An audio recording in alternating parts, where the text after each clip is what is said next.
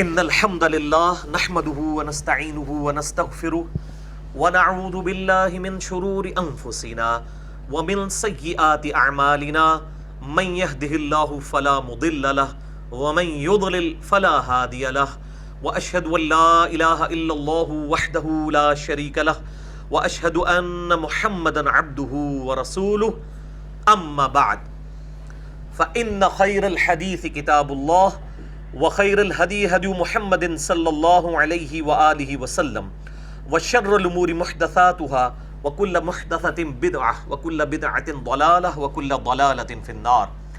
أعوذ بالله السميع العليم من الشيطان الرجيم من همزه ونفخه ونفثه. بسم الله الرحمن الرحيم.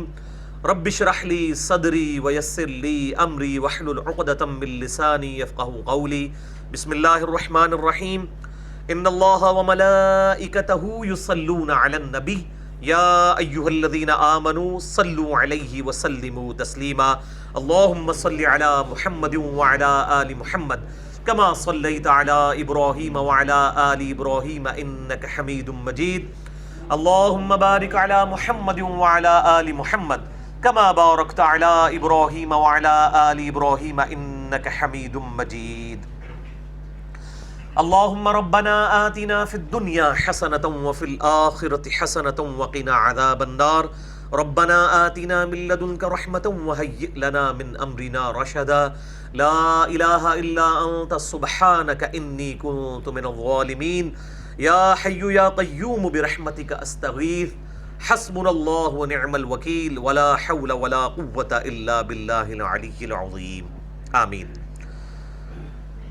الحمدللہ آج 21 اکتوبر 2017 کو ہفتے کے دن قرآن کلاس نمبر 271 میں ہم انشاءاللہ تعالی سورہ السجدہ کور کریں گے. انشاءاللہ آج یہ سورت مکمل ہو جائے گی. صرف 30 آیات پر مشتمل ہے یہ سورت. سورہ السجدہ بھی جو ہے یہ مکی سورت ہے اور قرآن حکیم میں اس کا نمبر ہے 32. ایک اور سورت ہے اسی سے ملتے جلتے نام پر، وہ ہے سورہ حامیم السجدہ. عموماً لوگ ان دونوں سورتوں کو مکس کر جاتے ہیں. وہ سورت نمبر 41 ہے اور یہ سورت نمبر ہے 32. ان دونوں میں ڈسٹنگوش یہ ہے کہ یہ صرف سورہ السجدہ ہے، وہ حامیم السجدہ ہے. اور اس کا ایک اور نام بھی ہے سورہ فصلت. اس کے سٹارٹ میں آتا ہے نا کتاب فصلت آیات. یہ وہ کتاب ہے کہ جس کی آیات تفصیل کے ساتھ بیان کر دی گئی ہیں. تو قرآن حکیم میں کئی صورتیں ہیں جن کے ایک سے زیادہ نام ہیں. سورۃ المؤمن کا دوسرا نام سورہ غافر ہے. اس کے سٹارٹ میں آتا ہے غافر الذنب، اللہ تعالیٰ جو ہے وہ گناہوں کا معاف فرمانے والا ہے. اسی طریقے سے سورہ بنی اسرائیل کا دوسرا نام سورۃ الاسراء ہے. اس کے سٹارٹ میں آتا ہے نا سبحان الذی اسریٰ بعبدہ لیلا من المسجد الحرام. تو عرب ملکوں میں آپ قرآن حکیم چھپے ہوئے دیکھیں گے تو 15واں جو پارہ ہے اس کے سٹارٹ میں سورہ بنی اسرائیل کو انہوں نے سورۃ الاسراء لکھا ہوگا. یہاں پہ بھی جو تاج کمپنی کے پرانے قرآن ہے اس میں سورۃ الاسراء لکھا ہوا ہے. بعض قرآن جو ہے اس پہ سورہ بنی اسرائیل لکھا ہوا ہوتا ہے. تو ایک سورت کے ایک سے زیادہ نام ہو سکتے ہیں. سورہ بنی اسرائیل کے 2 نام تو میں نے بتا دیے، سورہ بنی اسرائیل اور سورۃ الاسراء. اسی طریقے سے سورہ المؤمن کے 2 نام سورۃ المؤمن اور سورہ غافر. اور سورہ حامیم السجدہ کا دوسرا نام سورہ فصلت ہے. لیکن یہ سورت جو ہے یہ سورہ السجدہ ہے. 30 آیات پر مشتمل یہ سورت ہے اور اس کی فضیلت کے لیے صرف اتنا ہی کافی ہے کہ صحیح بخاری اور صحیح مسلم کی متفق علیہ حدیث ہے. اور یہ حدیث مشکات میں بھی موجود ہے انٹرنیشنل نمبر کے مطابق 838 کہ آپ صلی اللہ علیہ وآلہ وسلم ہر جمعے کی فجر کی نماز کی پہلی رکعت میں سورہ السجدہ سورت نمبر 32 پارہ نمبر 21 میں یہ تلاوت فرمایا کرتے تھے. اور دوسری رکعت میں سورہ الدہر جو 29ویں پارے کے اندر آتی ہے.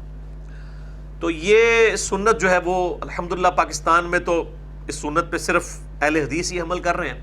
عرب ملکوں میں عموماً تمام مساجد میں اور حرمین کے اندر بھی اس سنت پر عمل ہوتا ہے. مجھے کئی دفعہ اتفاق ہوا ہے حرمین میں جمعے کی فجر کی نماز پڑھنے کا، اور ریگولرلی اس سنت کو وہ اپلائی کرتے ہیں کہ پہلی رکعت میں سورہ السجدہ اور دوسری رکعت میں سورۃ الدہر. اور اس میں سجدہ بھی آتا ہے، سجدہ تلاوت بھی. اور اسی کانٹیکسٹ میں ایک ضعیف روایت بھی ہے سنن دارمی کے اندر، مرفوعاً روایت تو وہ ضعیف ہے کہ آپ صلی اللہ علیہ وآلہ وسلم نے فرمایا کہ دو صورتیں ایسی ہیں جو عذاب قبر سے نجات دیتی ہیں، نمبر ایک سورہ الملک اور دوسری سورہ السجدہ۔ سورۃ الملک کی فضیلت جو ہے وہ الگ سے ثابت ہے صحیح الاسناد حدیث میں، سنن نبی داؤد کے اندر اور جامع ترمذی کے اندر، اور اس پہ میرا مسئلہ نمبر 93 ریکارڈڈ موجود ہے، صرف سورۃ الملک کا ترجمہ اور اس کی تفسیر کے اوپر کہ وہ عذاب قبر سے نجات دیتی ہے، وہ بالکل ٹھیک ہے۔ لیکن جو سورہ سجدہ کی فضیلت آئی ہے جس روایت کے اندر سنن دارمی کی، وہ روایت مرفوعاً تو ضعیف ہے، لیکن اس کی ایک سند جو ہے وہ تابعی تک صحیح سند سے ثابت ہے۔ خالد بن معدان رحمہ اللہ تعالی کے بارے میں جو ہے وہ سنن دارمی میں ہی صحیح سند کے ساتھ ملتا ہے کہ وہ رات کو سونے سے پہلے سورۃ الملک اور سورہ السجدہ تلاوت کیا کرتے تھے۔ بہرحال اس کی کوئی نہ کوئی فضیلت ضرور ہے۔ قرآن حکیم کی جو 12 صورتیں ایسی ہیں جن کے فضائل کتاب و سنت کی روشنی میں آئے ہیں، اور ان پہ میں نے الگ سے ڈیٹیل 3 لیکچر ریکارڈ کروائے ہیں۔ مسئلہ نمبر 112 A B C، اس میں سورہ السجدہ بھی شامل ہے۔ تو ڈیٹیل کے لیے جسے شوق ہو تو وہ مسئلہ نمبر 112 جو C تھا اس کے اندر سورۃ الملک اور سورہ سجدہ کی فضیلت بھی میں نے بیان کی تھی۔ بہرحال یہ تو فضیلت والا معاملہ ہے، اصل چیز تو ہے اس کے اندر تعلیمات کیا ہیں۔ لوگ صرف تلاوت کے اوپر اس اعتبار سے ایمفسائز کرتے ہیں کہ کوئی فضیلت مل جائے گی، یقیناً وہ بھی ملے گی، اس سے کسی کو انکار نہیں ہے، لیکن جو اس صورت کا ایسن ہے وہ اس کی تعلیمات ہیں۔ انتہائی جامع صورت ہے فکر آخرت کے اعتبار سے، اس لیے اس صورت کے اوپر میں نے بڑا ڈیٹیل لیکچر ایک ریکارڈ کروا دیا ہے۔ رمضان المبارک کے اندر ہی ہماری اسپیشل نشست ہوئی تھی، آج سے تقریباً کوئی 3-4 سال قبل۔ مسئلہ نمبر 76، فکر آخرت کا بیان سورہ السجدہ کی روشنی میں۔ ہماری ویب سائٹ اہلسنتپاک.com پہ آپ کو 76 مسئلہ مل جائے گا، جو پوری صورت میں نے کور کی تھی بڑے پیشن کے ساتھ اور بڑی ڈیٹیل کے ساتھ، اس کے اوپر ڈسکشن بھی کی تھی۔ آج میں اتنی ڈیٹیل میں نہیں جاؤں گا تاکہ ٹائملی ہماری یہ گفتگو کمپلیٹ ہو جائے۔ بہرحال اس کے ترجمے سے بھی اگر ہم گو تھرو ہو جائیں تو یہ بہت بڑی ہمارے لیے سعادت والا معاملہ ہے سورہ السجدہ کا۔ اعوذ باللہ من الشیطان الرجیم، بسم اللہ الرحمن الرحیم، الف لام میم۔ یہ حروف مقطعات ہیں اور ان کی ڈیٹیلز ہمیں نہیں بتائی گئی ہیں، اور جن لوگوں نے زبردستی اس کے ساتھ کرنے کی کوشش کی ہے، اور ظاہر ہے کہ انہوں نے ایک غلط روش اختیار کی ہے۔ یہ قرآن حکیم کے کوڈ ورڈز ہیں، اللہ اور اس کے محبوب صلی اللہ علیہ وآلہ وسلم کے درمیان ایک راز ہے، اور ظاہر ہے امت کو اگر ان کی ضرورت ہوتی تو یقیناً اس کی تفصیلات ضرور بتا دی جاتی۔ بس یہ قرآن حکیم کے آپ سمجھ لیں کوڈ ورڈ ہے۔ تنزیل الکتاب لا ریب فیہ من رب العالمین، اس کتاب کا نازل ہونا اس میں کوئی شک ہی نہیں ہے، اس رب کی طرف سے ہے جو سارے جہانوں کا پالنے والا ہے۔ ام یقولون افتراہ، کیا لوگ یہ کہتے ہیں کہ یہ اس نبی نے خود سے گھڑ لی ہے کتاب؟ بل هو الحق من ربک، بلکہ نہیں، یہ تو حق ہے تمہارے رب کی طرف سے اے محبوب صلی اللہ علیہ وآلہ وسلم۔ لتنذر قوما ما آتاہم من نذیر، تاکہ آپ صلی اللہ علیہ وآلہ وسلم اس کے ذریعے ڈر سنا دیں ایسی قوم کو، من نذیر من قبلک، کہ جن کے پاس آپ سے پہلے کوئی ڈر سنانے والا پیغمبر تشریف نہیں لایا، لعلہم یہتدون، تاکہ وہ ہدایت پا جائیں۔ تو اس میں بتایا گیا کہ یہ حق ہے۔ حق کی صحیح ٹرانسلیشن جو ہے وہ انگلش کے اندر ہوتی ہے پرپز فل، با مقصد۔ سورہ بنی اسرائیل میں بھی آیا نا، وَبِالْحَقِّ أَنزَلْنَاهُ وَبِالْحَقِّ نَزَلَ، ہم نے اس قرآن کو حق کے ساتھ نازل کیا اور یہ کتاب حق کے ساتھ اتری، ایک مقصد لے کر اتری، اور مقصد کیا؟ انسانیت کی ہدایت، یہ اس کا پرائمری مقصد ہے۔ اللہ الذی خلق السماوات والارض وما بینہما فی 6 ایام، اللہ ہی ہے جس نے آسمانوں اور زمین کو پیدا کیا 6 دنوں میں۔ اب یہ 6 دن کی لینتھ کتنی تھی یہ اللہ تعالیٰ کے علم میں ہے، ظاہر ہے کہ یہ ہمارے والے یہ 24 گھنٹے والے دن رات نہیں ہے۔ اور میں نے جو مسئلہ تقدیر کے اوپر لیکچر ڈیٹیل سے ریکارڈ کروائے تھے، مسئلہ نمبر 104 ABC، اس کے سٹارٹ میں بھی یہ آیات آئی تھی سورہ ہود کے اندر کہ اللہ تعالیٰ نے زمین و آسمان کو 6 دن کے اندر پیدا کیا، میں نے اس میں ڈیٹیل گفتگو بھی کی تھی. ثم استوى علی العرش، اس کے بعد اللہ تعالیٰ اپنے عرش پر مستوی ہوا جیسا کہ اس کی شان کے لائق ہے. اور یہ بریکٹ میں، کیونکہ لیس کمثلی شیء، سورہ الشورى کے اندر آتا ہے نا، لیس کمثلی شیء وہو السمیع البصیر، اللہ کی مثل کوئی شے نہیں ہے اور وہی سننے والا ہے اور دیکھنے والا ہے.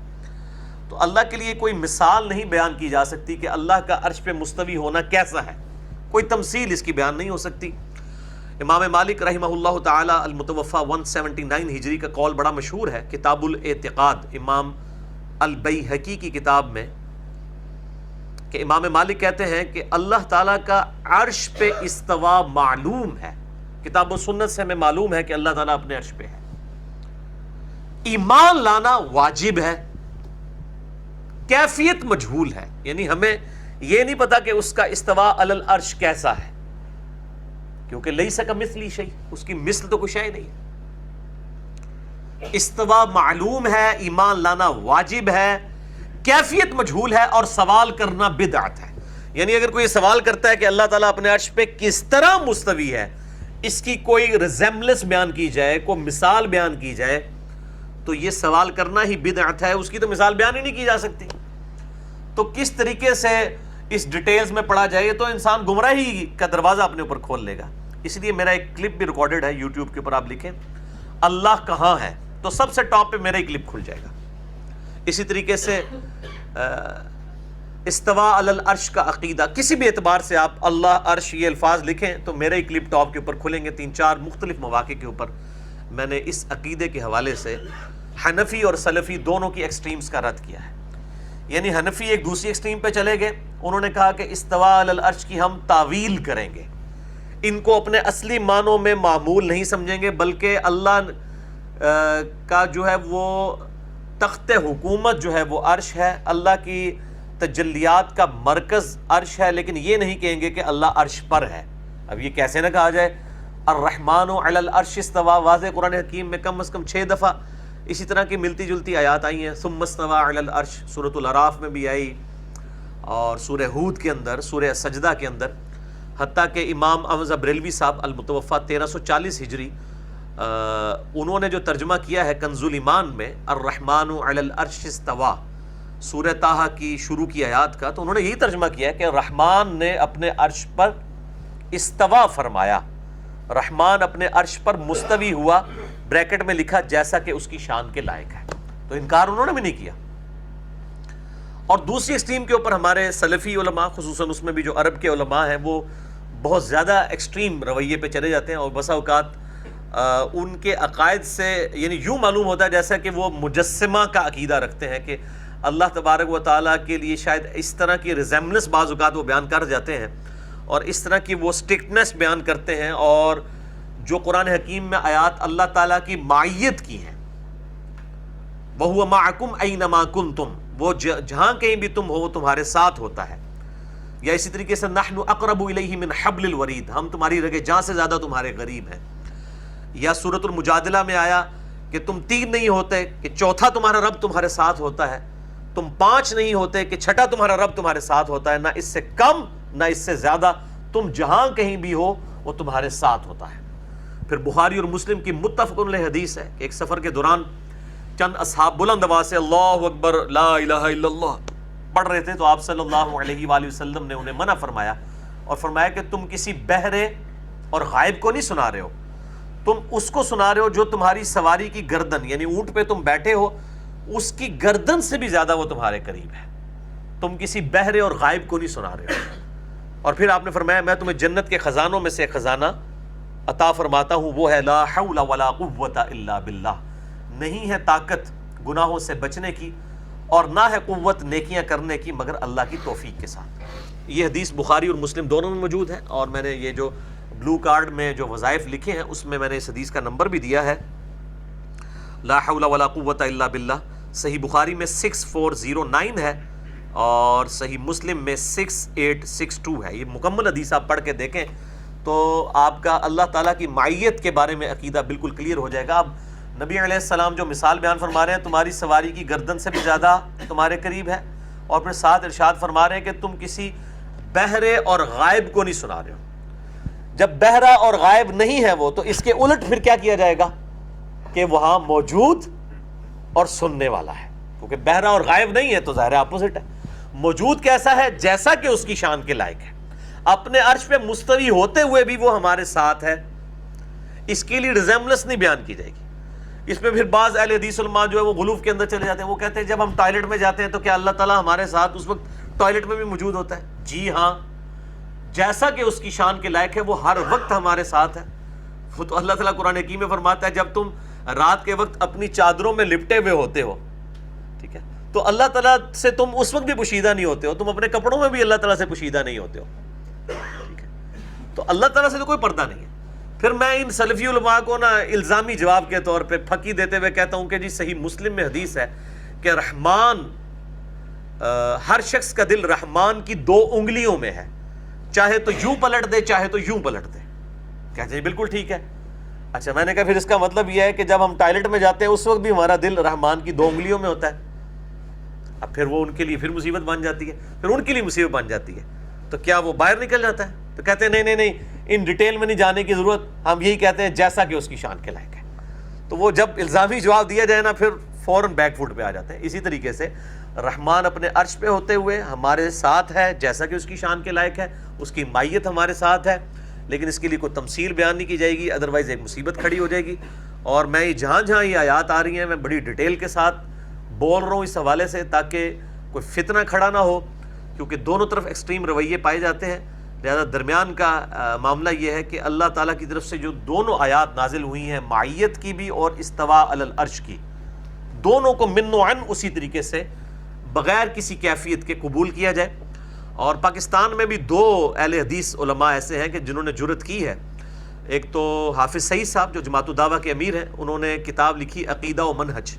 اس میں انہوں نے کلیئر کٹ لکھا ہے کہ ہم اس تکلف میں نہیں پڑھتے کہ اللہ تعالیٰ کی مائیت ہمارے ساتھ کیسی ہے.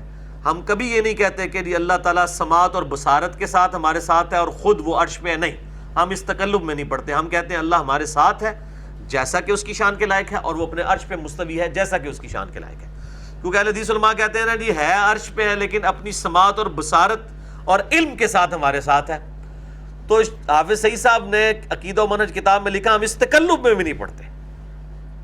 تو ظاہر ہے کہ یہ اب جب میں نے اس کو ہائی لائٹ کیا ہے تو اب حافظ سعید صاحب کے لیے شامت آ گئی، اور کئی اہل حدیث علماء نے کہا یہ تو حافظ سعید تو گمراہ ہے. تو میں نے کہا آپ کو پتہ ہے وہ شاگرد کن کے ہیں؟ وہ مفتی اعظم سعودیہ 66 سال تک شیخ عبدالعزیز بن باز، جو 1933 سے لے کر 1999 تک 1933 سے 1999 تک 66 سال تک مفتی اعظم سعودیہ رہے ہیں، ان کے شاگرد حافظ سعید صاحب. اور دوسرے عالم دین جماعت الدعوہ کے ہی مفتی اعظم ہیں پاکستان کے، محمد بن عبدالسلام بن محمد بن عبدالسلام. تو انہوں نے ترجمہ بھی کیا اور تفسیر بڑی اچھی ان کی 4 جلدوں کے اندر آئی ہے. انہوں نے بھی استواء علی العرش کے حوالے سے جہاں جہاں آیات آئی ہیں انہوں نے کلیئر کٹ حافظ سعید صاحب علیہ وہ معاملہ لکھا ہے کہ ہم اللہ تعالیٰ کی اپنے ساتھ معیت کو بھی مانتے ہیں اور استواء علی العرش کو بھی مانتے ہیں، اور دونوں کی جو کیفیت ہے وہ اللہ کو تفویض کرتے ہیں. یہی بات میں بھی بار بار کرتا ہوں تو خام خواہ ہنگامہ کھڑا کر دیتے ہیں، حالانکہ اس میں کوئی مصیبت والا معاملہ نہیں ہے. کیونکہ آپ جب اس طرح کے ریسٹرکٹ ایک پوائنٹ آف ویو اڈاپٹ کر لیتے ہیں تو وہ پھر ایک طرف کی آیات کو مانتے ہوئے دوسری طرف کی آیات کی نفی ہو جاتی ہے. لہٰذا اللہ تعالیٰ اب قیامت الدن آپ سے یہ نہیں پوچھے گا کہ آپ نے اس کی ڈیٹیلز کیوں نہیں بیان کی ہیں. اگر ایک بالکل سطحی عقیدہ کوئی لے کے دنیا سے جاتا ہے کہ میں اللہ تعالیٰ کو عرش پہ مستوی مانتا ہوں جیسا کہ اس کی شان کے لائق ہے، اور میں اپنے ساتھ بھی مانتا ہوں جیسا کہ اس کی شان کے لائق ہے، اور میں اس کی تفصیلات کو تفویض الامر الی اللہ کرتا ہوں، اللہ ہی کے سپرد کرتا ہوں کہ اس کی مائیت میرے ساتھ کیسی ہے اور وہ استواء علی العرش کیسا ہے، تو ظاہر ہے اس کی تو کوئی پکڑ نہیں ہوگی. ادروائز یہ جو مصیبت کھڑی کی ہے انہوں نے بات کے اوپر، پھر میں ان کو کئی حدیث یہ تو صحیح مسلم سے لے کے آتے ہیں نا، ایک لونڈی والی حدیث کہ نبی علیہ السلام نے اس سے پوچھا این اللہ، اللہ کہاں ہے؟ تو اس نے کہا فی السماء، اللہ تعالیٰ آسمانوں میں ہے. اور پھر آپ صلی اللہ علیہ وآلہ وسلم نے پوچھا میں کون ہوں؟ تو اس نے کہا کہ آپ اللہ کے رسول ہیں. وہ کہتے ہیں جس سے پتہ چلا اللہ تعالیٰ آسمانوں میں ہے. بھئی قرآن حکیم میں تو اللہ تعالیٰ سورۃ البقرہ میں فرماتا ہے تم جہاں کہیں بھی رخ کرو اللہ ہی کا چہرہ پاؤ گے. اور آج تو ہمیں سائنٹیفکلی کئی چیزیں پتہ چل گئی ہیں.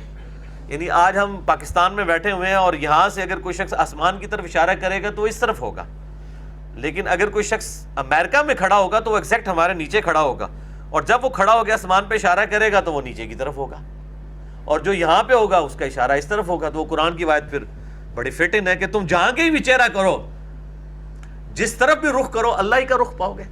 یعنی یہ سائنٹیفکلی آسمان سے اشارہ یہاں تو ٹھیک ہے, لیکن اگر میرے ایگزیکٹ نیچے امریکہ میں کوئی بندہ ہے, وہ جب آسمان کی طرف سر جو ہے اپنی انگلی کرے گا تو وہ اس طرف نہیں کر رہا ہوگا, چونکہ وہ ادھر کھڑا ہوگا ایسے تو وہ نیچے کی طرف ہوگی, اور جو ادھر کھڑا ہے اس کی اس طرف ہوگی, اس طرف ہوگی. تو آپ کیا کریں گے؟ اس سائنٹیفکل ایشو کو کیسے آپ ریزالو کریں گے؟ تو یہ تفویض الامر الی اللہ کریں. اور سورۃ البقرہ کی جو آیت ہے اینما تولوا, تم جہاں کہیں بھی رخ کرو جو ہے وہ اللہ ہی کا, فثم وجہ اللہ, تو اللہ ہی کا چہرہ پاؤ گے. اس کے اوپر اکتفا کرنا چاہیے.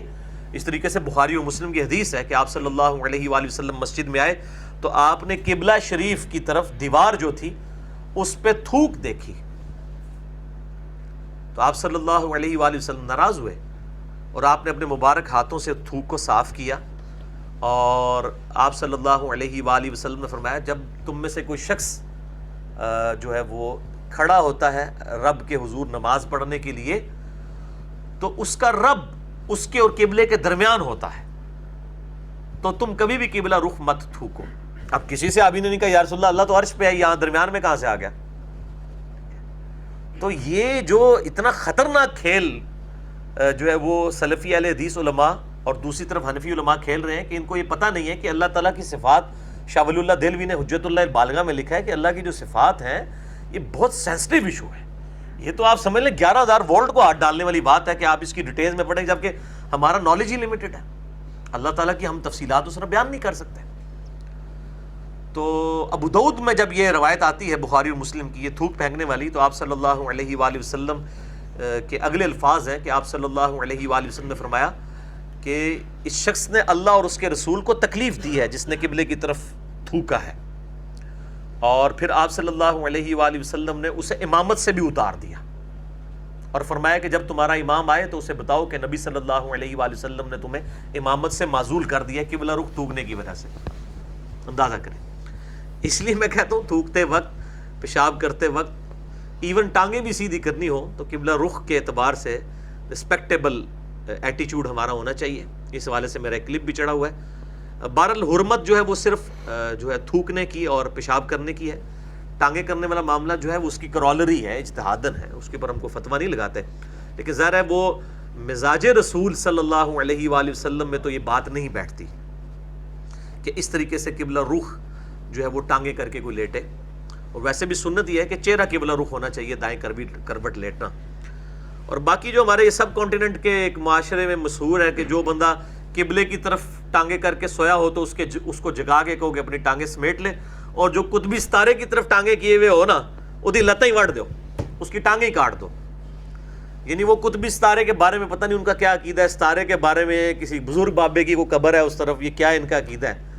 تو وہ کہتے ہیں جی قبلہ رخ جو ٹانگیں کر کے سویا ہوا ہے نا, لین دیال, اور پنجابی کا لین دیال, جڑا لتاں کر کے ستے ہیں نا انہوں تے ٹھالو, تے جڑا کتب ال کر کے پتہ نہیں کتب غوث کتب ابدال تو ہی نہ کڈیا ہوئے انہوں نے, وہ لتیں ہی وڑ دو, انہوں دسو بھی نہ ایڈا بڑا تو جرم کر لیا. بال یہ سارے ہوں فیل ہو گئے نے. اللہ نے انہوں تے ایسی بلا چھڑ دیتی ہے کہ انہیں سمجھ نہیں بھی آندی کتنے جائیے سی, سارے جھوٹ انہوں نے پکڑے گئے نے. تو یہ استواء علی العرش کے حوالے سے آج میں نے پھر ڈیٹیل گفتگو کر دی تاکہ کسی کو کوئی ابہام اس حوالے سے نہ رہے. اللہ تعالیٰ سے دعا ہے کہ ہمیں کتاب و سنت میں جو دلائل کے ساتھ چیزیں آئی ہیں انہیں من و عن قبول کرنے کی اور بغیر کسی تعویل کے بالکل اس طریقے سے قبول کرنے کی, اور اس کی تفصیلات سے جتنی کتاب و سنت میں آئی ہیں اس سے آگے نہ بڑھنے کی توفیق عطا فرمائے. آمین. یدبر الامر, اچھا, ثم استوى علی العرش, اس کے بعد وہ عرش پر مستوی ہوا جیسا کہ اس کی شان کے لائق ہے. ما لکم من دونہ من ولی ولا شفیع, اللہ کے سوا نہ تو کوئی تمہارا حقیقی دوست ہے اور نہ کوئی پشت پناہ. افلا تتذکرون، تو کیا تم نصیحت حاصل نہیں کرتے؟ حقیقی دوست، حقیقی پشت پناہ، حقیقی مددگار، مشکل کشا صرف اللہ ہے۔ ہاں اسباب کے میں جو ہے وہ اللہ تعالیٰ نے دنیا کو ظاہر اسباب کے ساتھ جوڑا ہوا ہے، لیکن ایک ہستی جو آپ کے سامنے موجود نہیں ہے، آپ اس کو مدد کے لیے پکارنا شروع کر دیتے ہیں، اس کی اسلام میں کوئی گنجائش نہیں ہے۔ اسباب کے طور پہ آپ کسی کافر یہودی سے بھی مدد لے سکتے ہیں اسباب کے طور پہ، لیکن غائب میں مدد کے لیے پکارنا یہ خالصتاً عبادت ہے، دعا ہے، ایاک نستعین کی وائلیشن ہے۔ اور اسی پہ میں نے ڈیٹیل لیکچر دیا ہے، مسئلہ نمبر 3، دعا صرف اللہ ہی سے، اور اسی کی ایکسٹینشن ہے مسئلہ نمبر 43، وسیلہ اور توسل کے صحیح احکام و مسائل۔ جسے شوق ہو تو ضرور دیکھیں۔ اور میرا ایک ریسرچ پیپر بھی ہے، ریسرچ پیپر نمبر 3، دعا صرف اللہ ہی سے، جو استانت کے حوالے سے دھوکے دیے جاتے ہیں ان کو میں نے ڈیٹیل کے ساتھ ایڈریس کیا ہے۔ اور ایک کلپ میرا بڑا الحمدللہ وائرل ہوا، مفتی اکمل صاحب کے دھوکے کی حقیقت، جو استانت کے مسئلے میں انہوں نے کہا جی آپ امی سے روٹی مانگتے ہیں تو یہ بھی غیر اللہ سے مانگنا ہے، اور یہ تو قرآن میں ہے وَاسْتَعِینُوا بِالصَّبْرِ وَالصَّلَاةِ، نماز اور صبر کے ذریعے اللہ کی مدد چاہو، تو یہ تو ذریعہ ہے، اس کا یہ مطلب تو نہیں المدد یا نماز، المدد یا صبر۔ یا قرآن حکیم میں ہے وَتَعَاوَنُوا عَلَى الْبِرِّ وَالتَّقْوَى وَلَا تَعَاوَنُوا عَلَى الْإِثْمِ وَالْعُدْوَانِ، نیکی اور پرہیزگاری کے کاموں میں ایک دوسرے کی مدد کرو اور برائی کے کاموں میں الگ رہو۔ تو اس کا یہ مطلب تو نہیں ہے کہ آپ ظاہری اسباب اختیار نہیں، اس میں تو حکم ہے ظاہری اسباب اختیار کرنے کا جو سامنے نہیں موجود۔ یہ بھائی سامنے بیٹھے، میں ان کو کہتا ہوں مجھے پانی پلا دیں، ٹھیک ہے، لیکن یہ بغداد میں وہاں بھی قبر کے اندر ہے، میں کہتا ہوں مجھے پانی پلا دیں، پھر کر کے دسو پانی پلائے تو ہم دسے، ان پینا نہیں جب تک بغداد والا نہ پلائے جائے۔ سب جھوٹ ہے، اللہ تعالیٰ نے اسباب کے ساتھ جوڑا ہے۔ یہ فوراً اللہ کی مثالیں لے آتے ہیں، جی اللہ بھی تو نہیں پلاتا، اللہ نے تو پہلے کہہ دیا اسباب کے ساتھ جوڑا ہوا ہے۔ آپ کا بزرگوں کے بارے میں دعویٰ ہے نا، اور ایسے ایسے دعوے کیے ہوئے ہیں، کہتے ہیں جی شیخ عبدالقادر جیلانی فرماتے ہیں، پتہ نہیں انہوں نے فرمایا کہ نہیں فرمایا، جو فرمایا تھے آپ بھگتن گے، جو نہیں فرمایا تھے مطلب بری نے، کہ جی میں مشرق میں ہوں اور مغرب میں میرے مرید کی تہمت کھل جائے تو میں باندھ لوں گا آ کے۔ تو یہ جڑے اور یہ الیاس قادری صاحب بھی سنا رہے ہوتے ہیں، تو میرا خیال ہے ایک بار تجربہ کر لینا چاہیے سارے بزرگاں تھے، یعنی وہ جس طرح وہ سیاسی جلسوں میں میڈیا والوں کو ایک بلند سٹیج پہ بلا کے سارے کیمرے لگا دیے جاتے ہیں نا، کیمرے لگا کے نا، تو ان کے سارے جتنے بڑے بڑے بزرگ ہیں، چھوٹوں کو تو نہیں ہم لیتے، وہ کہیں گے وہ تو اتنے پہنچے ہوئے نہیں ہیں نا، جو بڑے بڑے بزرگ ہیں تو قمیضیں ان کی پہلے اتروا لیتے ہیں اور اس کے بعد صرف تہمت بنا دیتے ہیں، اور اوپر ایک جو ہے وہ چلیں تھوڑا لحاظ کر لیتے ہیں، نیچے انڈر ویئر پہن کے آ جائیں، کیونکہ ہمیں تو یقین ہے کہ شیخ عبدالقادر جیلانی ان کی تہمت باندھنے کے لیے نہیں آئیں گے، تو تہمت کے نیچے انڈر ویئر پہن کے آ جائیں اور اوپر بنیان جو ہے وہ پہن لیں، اور اس کے بعد ہمیں اجازت دیں تو انشاءاللہ تعالی ہم جو ہے وہ ان کو یہ کرامت دکھا دیتے ہیں۔ ہم دیکھتے ہیں کہ ہماری کرامت بڑی ہے کہ ہم کھول دیتے ہیں، یا جو باندھنے والے ہیں ان کی کرامت بڑی ہے، تو پتہ چل جائے گا بڑا بزرگ کون ہے، تو سارا کچا چٹا کھل جائے گا۔ تو یہ سارا کچھ فراڈ، اور دیکھیں کتنی مزے سے یہ سناتے ہیں، اور لوگ بھی سبحان اللہ کہہ رہے ہوتے ہیں، کدے کسی نے چیک نہیں کیتا کہ اللہ دے بندے ہو تسی بھی غوث وقت ہونے دا بھی دعویٰ پہ کر دو۔ انہوں نے دعویٰ کیتا ہے میرا مرید، انہوں نے یہ نہیں کہا کہ میرے سلسلے کا کوئی پیر یا میرا کوئی جانشین، نہیں، ان کا میرا مرید۔ تو مرید تو ادھر لاکھوں قادری تو پاکستان کے اندر موجود ہیں، تو بڑے بڑے جو قادری انہی کے اوپر تجربہ کر دیا جائے، تعلق قادری صاحب کے اوپر، الیاس قادری صاحب کے اوپر۔ خادم رضوی صاحب بھی اپنے آپ کہتے ہیں میں قادری سلسلے بھی بیعت ہاں، خادم رضوی صاحب سے تجربہ کر لیا جائے، جڑے ایڈے لوگوں نے جھوٹ سنا رہے ہوندے نے، تو پتہ چل جائے گا کہ حقیقت کیا ہے۔ تو یہ اللہ کا شکر ہے کہ میڈیا آ گیا، اب یہ ڈر گئے ہیں، اتنے چیلنج دیتا ہوں پیچھے ہٹے ہوئے، ان کو پتہ ہے یار نہیں، سیدھی سیدھا یہ یعنی جو تھوڑی بہت عزت بھی ہے وہ بھی جاتی رہے گی۔ ما لکم من دونہ من ولی ولا شفیع، اللہ کے سوا نہ تو کوئی تمہارا مددگار ہے اور نہ کوئی سفارشی ہے۔ افلا تتذکرون، کیا تم اب بھی نصیحت حاصل نہیں کرتے؟ تو شفیع بھی اوریجنلی اللہ ہی ہے، اللہ ہی نے اذن دیا ہے نبی علیہ السلام کو، قیامت دن بھی اللہ تعالیٰ ہی جو ہے وہ مخصوص فرمائے گا کہ کن کی شفاعت ہونی ہے کس کی نہیں ہونی۔ مسئلہ نمبر میرا جو ہے وہ 88B ہے، شفاعت رسول صلی اللہ علیہ وآلہ وسلم کے اوپر ریکارڈڈ، تو آپ دیکھ سکتے ہیں حدیث شفاعت بخاری اور مسلم سے میں نے ڈیٹیل بیان کی ہے۔ یدبر الامر من السماء الی الارض، وہی کاموں کی تدبیر کرتا ہے آسمان سے زمین کی طرف۔ ثم يعرج الیہ فی یوم کان مقدارہ الف سنۃ مما تعدون، اس کے بعد تمام کاموں کا اٹھنا اسی کی طرف ہے اس دن کہ کہ جس کی مقدار تمہارے 1000 سال کے برابر ہے، جس کو تم شمار کرتے ہو۔ میں نے پہلے بھی کئی دفعہ بتایا کہ اللہ تعالیٰ کی طرف سے ایک پلان جو ہے ہر سال نازل ہوتا ہے، فرشتوں کے سپرد ہوتا ہے لیلۃ القدر میں، رمضان المبارک کے آخری عشرے کی طاق راتوں میں، اور ایک اللہ 1000 سال کا پلان بھی نازل کرتا ہے۔ جیسے وہ ہمارا بھی ایک سال کا بجٹ ہوتا ہے نا، پھر اس کے بعد منی بجٹ بھی ہوتے ہیں، اس میں بیچ میں ڈویژن ہوتی ہے۔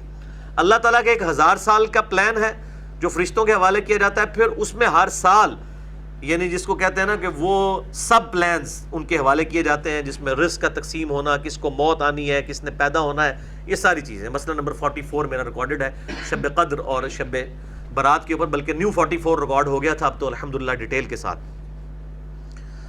تو اللہ تعالیٰ کے حضور جو ہے وہ 1000 سال جو ہمارے گزرتے ہیں اس کے برابر اللہ تعالیٰ کے نزدیک ایک دن ہے، یعنی اس کی پلاننگ کا ایک دن۔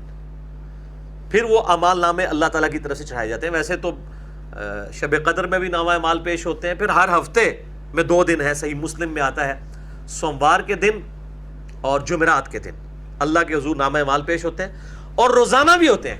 بخاری و مسلم کی حدیث ہے کہ فجر کے وقت جو فرشتے آتے ہیں وہ عصر کے وقت چلے جاتے ہیں، اور عصر کے وقت جو فرشتے آتے ہیں ان کی جگہ وہ فجر کے وقت چلے جاتے ہیں۔ روزانہ بھی نامہ اعمال پیش ہوتا ہے۔ ذالک عالم الغیب والشہادہ، یہ ہے جاننے والا الغیب کا بھی اور ظاہر کا بھی، العزیز الرحیم، وہ غالب ہے اور رحم فرمانے والا ہے۔ الذی احسن کل شیء خلقہ وبدأ خلق الانسان من طین، وہی اللہ ہے جس نے ہر چیز کو بنایا تو خوب بنایا اور انسان کی ابتدا فرمائی مٹی کے گارے کے ذریعے۔ ثم جعل نسلہ من سلالۃ من ماء مہین، پھر اس کے بعد اس کی نسل کو ایک حقیر پانی کے ساتھ، یعنی وہ منی کے ساتھ جو ہے وہ باقی رکھا، اور ایک جس کو کہتے ہیں ریپروڈکشن کا سلسلہ جو ہے وہ میل اور فیمیل کے ذریعے شروع فرمایا۔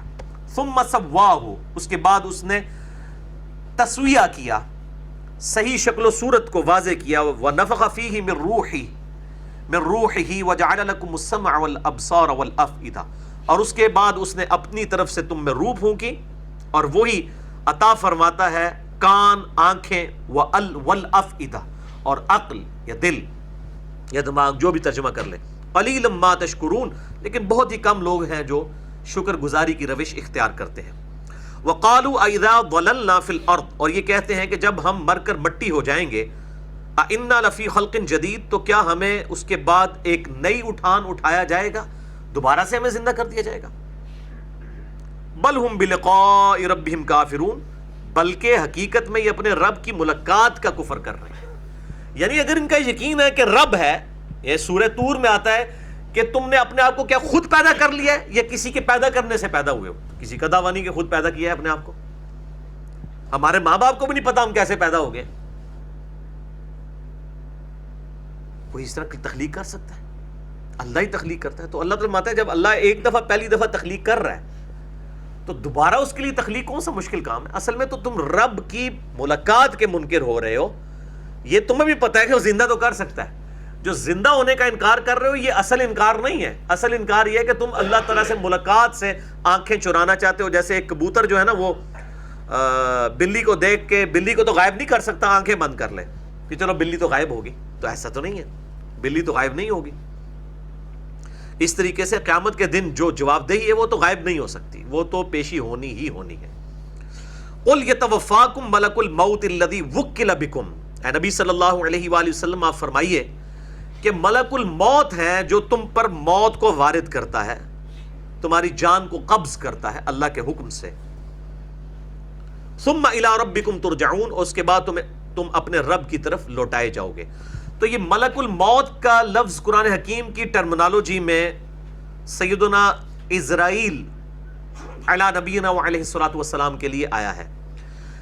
اسرائیل کا ورڈ کسی بھی صحیح حدیث میں نہیں آیا، نہ قرآن حکیم میں آیا ہے، لیکن ہمارے سلف کے اندر یہ رواج تھا، کیونکہ جو تاریخ اسلام میں پہلی قرآن حکیم کی تفسیر لکھی گئی ہے وہ ہے جو تفسیر تبری امام ابن جریر کی، اسی سے ہی ابن کثیر نے سب کچھ چھاپا مارا ہے۔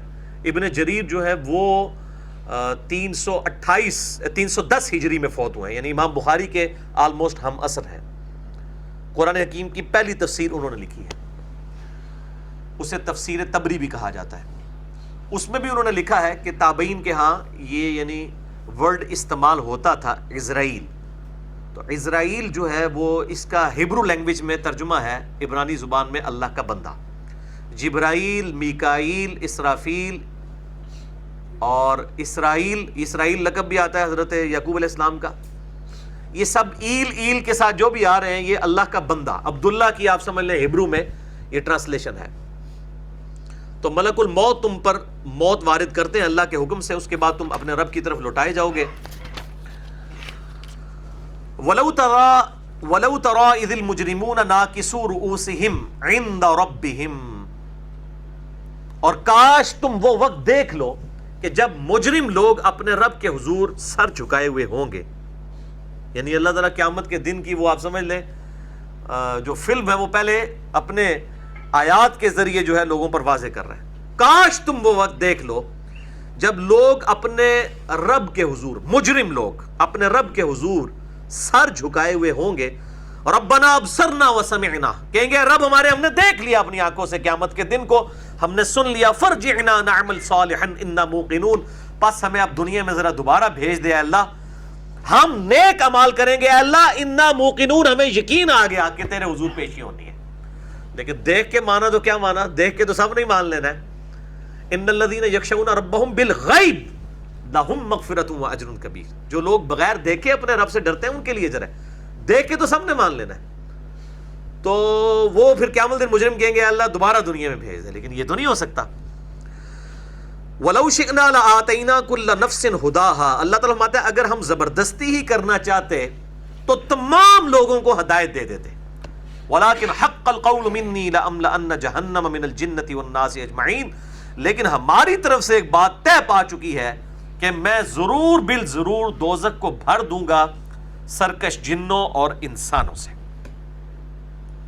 یعنی اللہ نے فیصلہ کر لیا ہے کہ جو میرے نبیوں کی پیروی کریں گے، میری اور میرے محبوب صلی اللہ علیہ وآلہ وسلم کی اطاعت کریں گے، وہ جنت میں جائیں گے، جو ان سے باغی ہوں گے وہ جہنم میں جائیں گے۔ اللہ تعالیٰ ماتا یہ ہم نے طے کر لیا ہے، چونکہ ہم نے یہ طے کر لیا تو ظاہر ہے اس کا لازمی نتیجہ ہے کہ دو پارٹیاں ہمیشہ بنے گی، ایک نبی کی پارٹی بنے گی اور ایک نبی کے مخالفین کی۔ تو وہ دوزخ میں تو دوزخ کا تو فیصلہ ان کے لیے ہو جانا ہے، تو چونکہ اللہ نے یہ طے کر لیا ہے لہٰذا اس وقت کوئی چیز فائدہ نہیں دے گی، اور اللہ تعالیٰ زبردستی کسی کو ہدایت نہیں دے گا۔ وَالَّذِينَ جَاهَدُوا فِينَا لَنَهْدِيَنَّهُمْ سُبُلَنَا، جو لوگ ہماری راہ میں کوشش کریں گے انہی کو ہدایت ملے گی۔ فَذُوقُوا بِمَا نَسِيتُمْ لِقَاءَ يَوْمِكُمْ هَذَا، پس چکھو آج قیامت کے دن اس عذاب کا مزہ جو تم ہماری ملاقات کو بھلا بیٹھے تھے دنیا میں۔ اِنَّا نَسِينَاكُمْ، آج ہم بھی تمہیں بھول جائیں گے، تمہارے حال پر چھوڑ دیں گے۔ وَذُوقُوا عَذَابَ الْخُلْدِ، اور چکھو ہمیشہ کا عذاب، بِمَا كُنْتُمْ تَعْمَلُونَ، ان کرتوتوں کے بدلے میں جو تم دنیا میں کیا کرتے تھے۔ اللہم اجرنا من النار، اللہم اجرنا من النار، اللہم اجرنا من النار، اللہم من احییتہ منا فاحیہ علی الاسلام ومن توفیتہ منا فتوفہ علی الایمان، آمین۔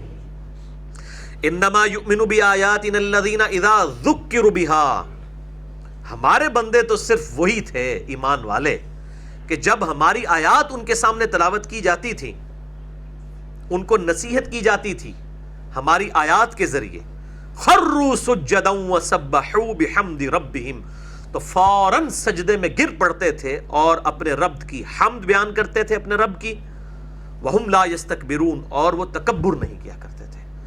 اللہ اکبر، سبحان ربی العلی، سبحان ربی العلی، سبحان ربی العلی، سبحان اللہ وبحمدہ۔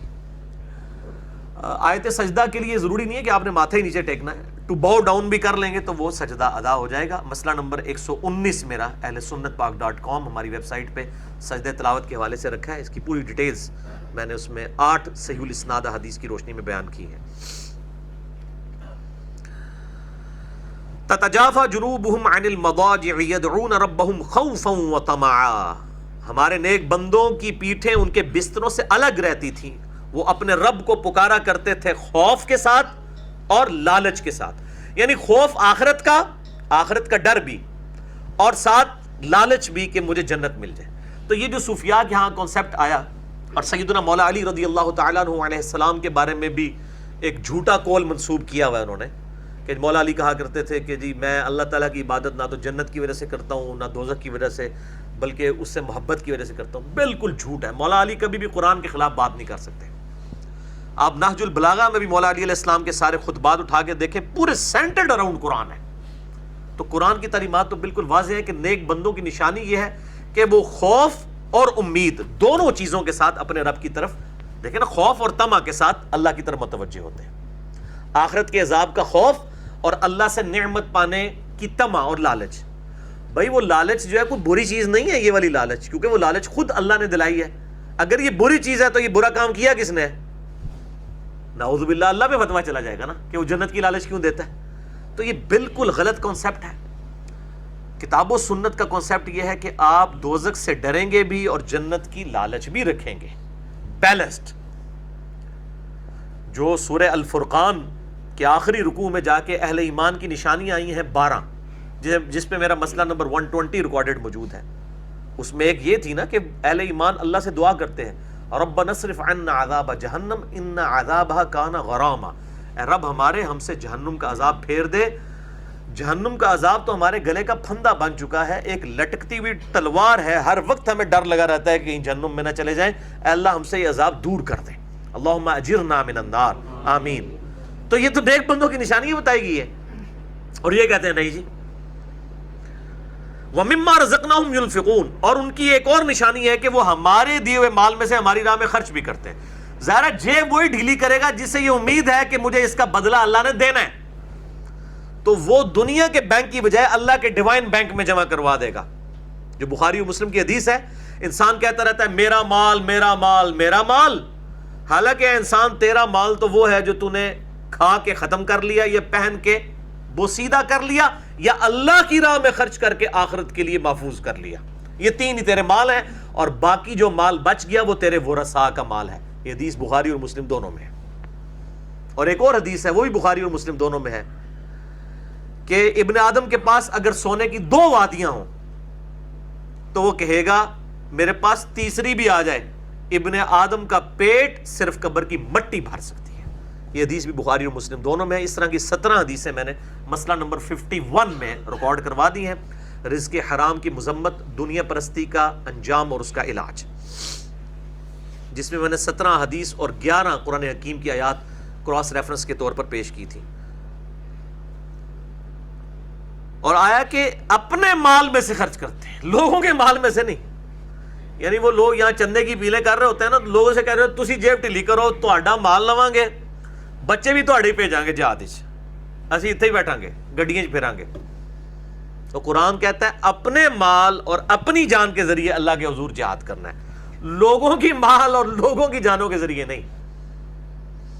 فَلَا تَعْلَمُ نَفْسٌ مَا أُخْفِيَ لَهُم مِّن قُرَّةِ أَعْيُنٍ، کوئی جان نہیں جانتی کہ اس کی آنکھوں کی ٹھنڈک اللہ نے کیا چھپا رکھی ہے، یعنی وہ جنت کی نعمتیں، جزاء بما كانوا يعملون، جو بدلہ ہوگا ان کے کیے ہوئے اعمال کا۔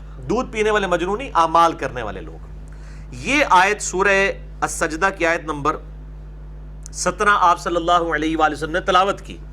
بخاری اور مسلم دونوں میں حدیث ہے کہ آپ صلی اللہ علیہ وآلہ وسلم فرماتے ہیں کہ اللہ تعالیٰ فرماتا ہے، حدیث قدسی میں ہے، یعنی فرمان اللہ کا ہے نبی علیہ السلام کی مبارک زبان سے، کہ اللہ فرماتا ہے کہ میں نے اپنے بندوں کے لیے وہ نعمتیں تیار کر رکھی ہیں جو نہ کسی آنکھ نے دیکھی، نہ کسی کان نے سنی، نہ کسی کے دل پہ ان کا گمان بھی گزرا۔ اور پھر نبی صلی اللہ علیہ وسلم نے، بخاری اور مسلم کے الفاظ ہیں، یہ بیان کرنے کے بعد قرآن کی یہی آیت پڑھی، فَلَا تَعْلَمُ نَفْسٌ مَا أُخْفِيَ لَهُم مِّن قُرَّةِ أَعْيُنٍ جَزَاءً بِمَا كَانُوا يَعْمَلُونَ۔ اور آپ فرمایا قرآن پڑھ کے دیکھ لو، قرآن میں بھی اللہ تعالیٰ نے یہ بات بیان فرمائی ہے۔ أَفَمَنْ كَانَ مُؤْمِنًا كَمَنْ كَانَ فَاسِقًا، بھلا بتاؤ کہ جو مومن ہے کیا وہ فاسق گناہگار شخص کی طرح ہو سکتا ہے؟ لا يستوون، کبھی بھی برابر نہیں ہو سکتے۔ یعنی دنیا میں بھی جو بادشاہ ہیں اور امراء ہیں وہ اپنے تابع فرمان اور مجرمین کو ایک جیسا ڈیل نہیں کرتے، تو اللہ تعالیٰ کیسے ڈیل کرے گا؟ سب سے بڑا عدل فرمانے والا تو وہ ہے، وہ کیسے اپنے مجرموں کو اور نیکوکار بندوں کو برابر کر سکتا ہے؟ نیور۔ اما الذین آمنوا جو لوگ ایمان لے کر آئے وہ عامل الصالحات، انہوں نے نیک اعمال کیے، فلہم جنات المأوا، ان کے لیے ہے جنت ٹھکانہ، نزلا بما كانوا يعملون، جہاں پہ ان کی ضیافت کی جائے گی ان کے اعمال کے بدلے میں. یہ دیکھیں اعمال بار بار ریپیٹ ہو رہے ہیں کہ اعمال کے بدلے میں ہوگا. پہلے آیا جزاء بما كانوا يعملون، اور اب آیا نزلا بما كانوا يعملون. واما الذين فسقوا، اور جو لوگ باغی ہیں اللہ تعالیٰ کے، فسق کرنے والے ہیں، گناہ کبیرہ کرنے والے ہیں، فمأواہم النار، ان کا ٹھکانہ ہوگا دوزخ. کلما ارادوا ان یخرجوا منہا، وہ جب کبھی بھی ارادہ کریں گے اس بات کا کہ کسی طریقے سے دوزخ سے بھاگ نکلیں، اعیدوا فیہا، انہیں پھر لوٹا دیا جائے گا. کوئی بھاگنے کی کوشش بھی کرے گا نا، حالانکہ اللہ تعالیٰ چاہے تو وہ بھاگنے کی جرت بھی نہ کر سکیں، لیکن یہ ان کے لیے عبرت ہوگی کہ ان کو جہنم کے کنارے تک آنے دیا جائے گا کہ ہاں پتر نہ سکتے ہو تو نسو دسو نس کے. تو جیسے ہی وہ کنارے پہ پہنچیں گے پھر ان کو دوبارہ لوٹا دیا جائے گا. وَلِعَوْذُ بِاللَّهِ تَعَالَى.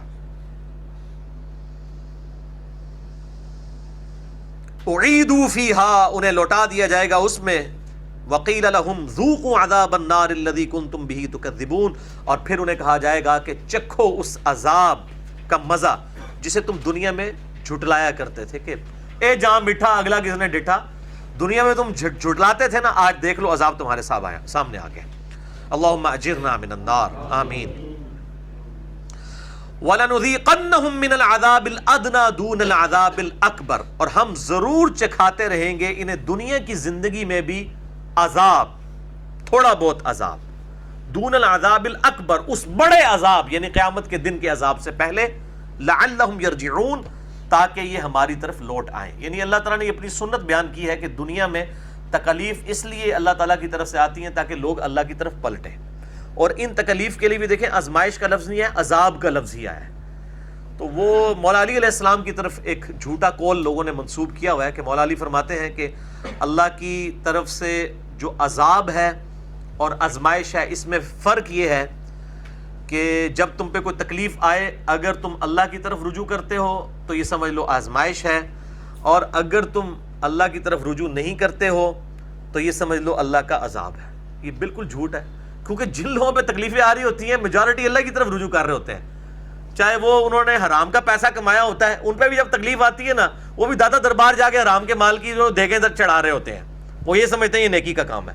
تو مجھے تو آج تک کوئی بندہ ایسا نہیں ملا کہ جس نے واقعی جینوئنلی جس پہ اللہ کا عذاب آیا ہو اس کے برے اعمال ایسے جو پبلکلی یعنی آپ سمجھیں لوگوں کو پتا ہو تو اس نے اللہ کی طرف رجوع. سارے لوگ اللہ کی طرف رجوع کرتے ہیں، پہلے اپنا غصہ لا لیندے نے، اس بات کہیں چلو جو اللہ کی مرضی جی صبر ہی کریں گے اسی. تو یہ بالکل غلط ہے. آج کی ڈیٹ میں کوئی فارمولہ نہیں یہ جج کرنے کا کہ کسی پہ جو تکلیف آئی ہے یہ اللہ کی طرف سے عذاب ہے یا آزمائش ہے. آزمائش کے لیے بھی قرآن نے عذاب کا لفظ استعمال کیا ہے. دیکھیں نا بات ہی جعلی ہے نا، قرآن نے اس کو جعلی ثابت کر دیا. اللہ تعالیٰ ہمارا وَلَنُذِيقَنَّهُم مِّنَ الْعَذَابِ الْأَدْنَىٰ دُونَ الْعَذَابِ الْأَكْبَرِ، ہم دنیا کی زندگی میں انہیں چھوٹے عذاب کا مزہ چکھائیں گے اس بڑے عذاب سے پہلے تاکہ ہماری طرف لوٹ آئیں. تو اس کا مطلب ہے اللہ تعالیٰ کسی کو اپنی طرف بلانے کے لیے اگر کوئی تکلیف دے رہا ہے اور اس کو عذاب بول رہا ہے تو ظاہر ہے اس کے لیے وہ آزمائش ہے تاکہ وہ اللہ کی طرف پلٹے. تو یہ بالکل فارمولہ غلط ہے، کوئی ایسا سیدنا علی سے صحیح سند کے ساتھ قول ثابت نہیں ہے. وَمَنْ أَظْلَمُ مِمَّنْ ذُكِّرَ بِآيَاتِ رَبِّهِ ثُمَّ أَعْرَضَ عَنْهَا، اس سے بڑھ کر ظالم کون ہے کہ جسے اس کے رب کی آیات سنا کے نصیحت تذکیر کی جائے اور وہ پھر بھی منہ پھیر لے. اِنَّا مِنَ الْمُجْرِمِينَ مُنْتَقِمُونَ، ایسے مجرموں سے تو ہم انتقام لے کر چھوڑیں گے. یعنی جسے ہم قرآن کے ذریعے کوئی میرا بندہ آ کے بتائے کہ اپنی اصلاح کر لے اور وہ قرآن کی آیات سن کے رخ پھیر لے تو اللہ تعالیٰ ماتا ہے ایسے مجرم کو ہم نہیں چھوڑیں گے. یہاں پہ لوگوں کو ہم بتاتے ہیں نا، بعض وہ کہتے ہیں تسی اپنی کوریج جانا ہے، اسی اپنی کوریج. یہ اتنا بڑا جملہ ہے کہ اللہ تعالیٰ فرماتا ہے اِنَّا مِنَ الْمُجْرِمِينَ مُنْتَقِمُونَ، ایسے مجرموں سے ہم انتقام لے کے چھوڑیں گے جسے نصیحت کی جائے ہماری آیات کے ذریعے اور وہ رخ پھیر جائے. یہ رخ پھیرنا ہی ہے نا، جاؤ جی اپنا کام کرو. وَلَقَدْ آتَيْنَا مُوسَى الْكِتَابَ فَلَا تَكُنْ فِي مِرْيَةٍ مِّن لِقَائِهِ، اور ہم نے بے شک موسیٰ علیہ السلام کو الکتاب یعنی تورات عطا فرمائی تھی. تو اے نبی صلی اللہ علیہ وآلہ وسلم آپ بھی کتاب ملنے میں شک میں نہ پڑنا. ایک معنی اس کا یہ بھی کیا گیا کہ آپ کی جو موسیٰ علیہ السلام سے ملاقات ہوئی شب معراج، اس میں شک میں نہ پڑنا، اور ایک معنی اس کا یہ ہے کہ الکتاب آپ کو بھی دی گئی جیسا کہ موسیٰ علیہ السلام کو، تو آپ بھی شک نہ کیجئے گا، یہ کتاب اللہ ہی کی طرف سے نازل ہوئی ہے۔ دونوں معنی درست ہیں۔ وَجَعَلْنَاهُ هُدًى لِبَنِي إِسْرَائِيلَ، اور ہم نے ان کو بنایا تھا، موسیٰ علیہ السلام کو بھی اور تورات کو بھی، ہدایت کا ذریعہ بنی اسرائیل کے لیے۔ وَجَعَلْنَا مِنْهُمْ أَئِمَّةً يَهْدُونَ بِأَمْرِنَا لَمَّا صَبَرُوا، اور ہم نے بنی اسرائیل میں امام اٹھائے تھے کہ لوگوں کو ہمارے حکم سے ہدایت کی طرف رہنمائی کرتے تھے، اور وہ ثابت قدم رہے، صبر کرنے والے امام تھے۔ وَكَانُوا بِآيَاتِنَا يُوقِنُونَ، اور وہ ہماری آیات پر ہی پختہ یقین رکھا کرتے تھے۔ تو بنی اسرائیل میں اللہ تعالیٰ اماموں کو اٹھاتا تھا، یعنی وقت گزر، پیغمبر تو چلے گئے، یا جہاں پہ پیغمبر موجود نہیں ہے، پیغمبر کے جو ریپریزنٹیٹو امام ہیں جو واقعی نبیوں کی تعلیمات لوگوں تک پہنچاتے ہیں، اس امت میں بھی وہ یعنی اماموں کا سلسلہ اور اس طریقے سے مجتہدین کا سلسلہ اور مجددین کا سلسلہ، جو سنن ابی داؤد میں حدیث ہے کہ اللہ تعالیٰ ہر 100 سال میں ایک اپنا بندہ ایسا ضرور پیدا کرے گا جو اسلام کی تجدید کر دے گا۔ یہ حدیث سنن ابی داؤد میں ہے، المستدرک الحاکم میں بھی ہے، امام ذہبی اور امام حاکم دونوں نے موافقت کی ہے اس حدیث کے صحیح ہونے پر۔ اور ہر صدی میں یعنی اس طرح کے لوگ اللہ تعالیٰ نے اٹھائے ہیں۔ پہلی صدی کے اوپر تو سب متفق ہیں کہ پہلے صدی کے مجدد جو ہے سیدنا عمر ابن عبدالعزیز ہیں رحمہ اللہ تعالی و رضی اللہ تعالی عنہ علیہ السلام، المتوفی 101 ہجری 101 ہجری میں وہ فوت ہوئے، بلکہ شہید کیے گئے زہر دے کر۔ اور دوسری صدی کے اندر امام شافعی ہیں المتوفی 204 ہجری، اور اس طرح ہر صدی کے اندر لوگ، اب یہ 14ویں-15ویں صدی میں تو تھوک کے حساب سے مجدد پیدا ہو گئے نا، کیونکہ فرقے اتنے زیادہ بن گئے ہیں، ہر فرقے نے اپنے مجدد بنائے ہوئے، اور ایک سے زیادہ، یعنی آپ بریلویوں میں دیکھ لیں تو بے شمار مجدد ہیں۔ کچھ لوگ جو ہیں وہ الیاس قادری صاحب کو مجدد کہہ رہے ہیں، کوئی ڈاکٹر تعلق قادری صاحب کو کہہ رہے ہیں، کوئی نورانی صاحب کو کہہ رہے ہیں، کوئی کسی کو کہہ رہے ہیں، کوئی کسی کو کہہ رہے ہیں۔ تو یہ لوگوں نے اپنے اپنے مجدد خود سے بنا لیے ہیں، یہ جعلی مجدد ہیں، یعنی وہ جب اختلاف ہو گیا تو پھر ظاہر ہے کہ وہ اتفاق تو ہے کو نہیں ہے۔ ایون 14ویں صدی میں بھی دیکھتے ہیں دیوبندی جو ہے شریف تھانوی صاحب کو کہہ دیں گے، بریلوی کہہ دیں گے جی وہ احمد صاحب بریلوی صاحب ہیں، اور اہل حدیث جو ہیں وہ نذیر حسین دہلوی صاحب کو کہہ دیں گے۔ تو وہ یعنی بعد کے لوگوں کی نہیں میں بات کر رہا، شروع میں یعنی جو ہیں وہ مجددین موجود ہیں، آج بھی چل رہے ہیں، لیکن وہ مطلب ہم ان کے نام لیں گے تو ان کو قبول نہیں ہوگا، اس لیے ہم وہ نام سیگا راز میں رہنے دیتے ہیں کہ کون ہے۔ ان ربک هو یفصل بینہم یوم القیامۃ فیما کانوا فیہ یختلفون، بے شک آپ کا رب فیصلہ کر دے گا ان کے درمیان قیامت کے دن جس میں دنیا میں وہ اختلاف کیا کرتے تھے۔ تو قیامت والے دن فیصلہ ہو جائے گا، لیکن اس فیصلے کا فائدہ کوئی نہیں ہونا۔ اگر ایک قادیانی کو قیامت والے دن جا کے پتہ چلا کہ غلام احمد قادیانی دجال تھا، تو فیصلہ تو ہو جائے گا، اس کے لیے دوزخ کا واپس نہیں آ سکتا۔ وہ یہ جو کہتے ہیں نا جی اگے جا کے پتہ لگے گا میں کہنا جی اگے جا کے پتہ نہیں لگے گا، لگ پتہ جائے گا۔ اس دنیا میں پتہ لگنا ضروری ہے کہ کیا حق ہے اور کیا باطل ہے، مرنے سے پہلے پہلے حق کو حاصل کرنا ہے، آگے جا کے تو پتہ نہیں لگے گا، لگ پتہ جائے گا۔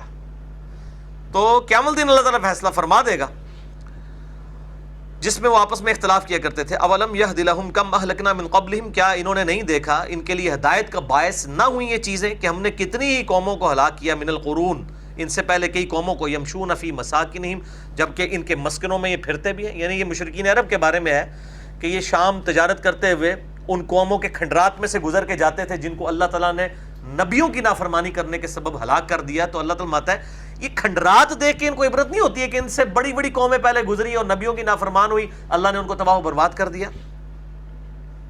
ان فی ذلک لآیات افلا یسمعون، اس میں اللہ کی عبرت کی نشانیاں ہیں، تو کیا یہ سنتے ہیں؟ اب بھی یہ سن کے نصیحت نہیں حاصل کریں گے؟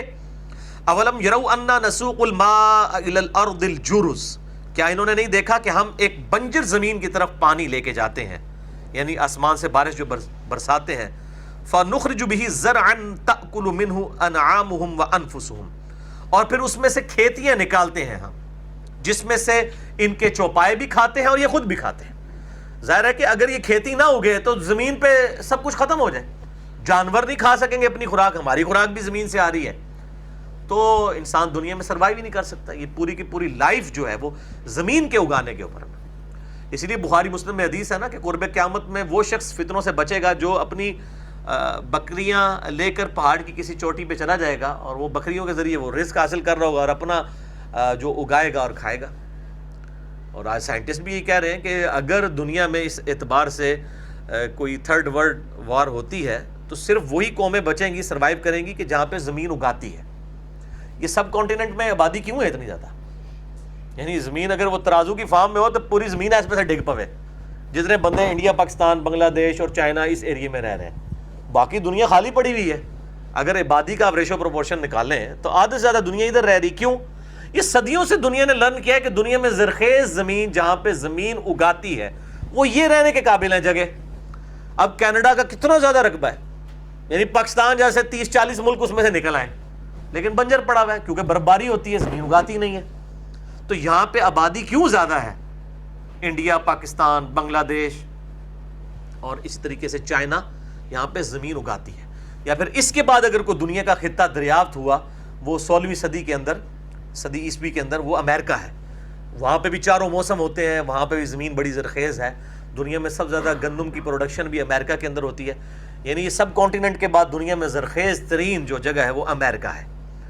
تو آپ دیکھ لیں کس طرح لوگ وہاں پہ اس طرف شفٹ بھی ہو رہے ہیں. ظاہر ہے کہ وہاں پہ ساری چیزیں اس طرح کی اویلیبل ہیں.